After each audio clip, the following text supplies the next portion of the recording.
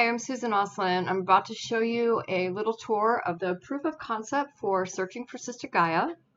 What you're seeing here is the Unity editor. You'll see there's nothing in the scene. I'm showing you this so that you understand that everything that you're about to see is being rendered dynamically from data being ingested from the NASA Exoplanet Archive.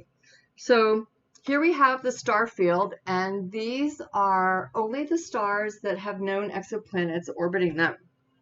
So here's our Earth, and you'll notice that the stars are very large. That's because we haven't worked the scale out yet. It's a little easier working with the stars when they're this big, and what we have here are, for every meter is a light year. So it's pretty far off from reality, but you get the idea.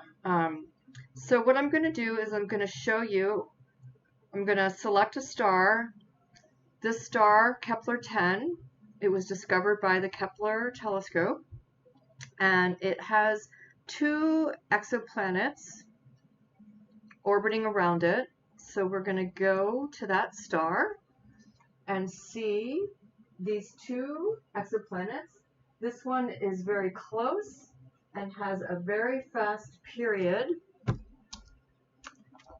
and it has a further one out with a much slower period, which is typical for planets orbiting a star. The textures that you see right now are temporary. They're just randomly being generated and applied. The ultimate goal is to create a dynamic shader based on the data, and to be able to interpret that data and make decisions about how it might look based on the data. That's our ultimate goal. There's a lot of complications to doing that, and we're going to need some help from the scientists, and some creative license will be taken either way. Star TOI 125 has 2 planets orbiting it. The relative scale of the planets in the star is accurate. The absolute scale is not accurate, and certainly the scale of the size to the distance from the star is also not accurate, and we're working out ways to display that data in such a way that you're actually able to see the planets and understand that a scale has been applied. Otherwise, these would be so tiny you wouldn't see them. The distances between objects in space and the size of the objects are massively different. So we can point to one of the planets and get data on the planets. Right now, this is just test data.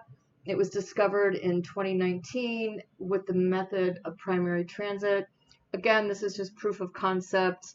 The actual application will be much more interesting than this, and it will be teaching the viewer, what is a primary transit, what kind of star is this. Different stars have different characteristics that make life more or less likely, and so we'll be learning about all of those things.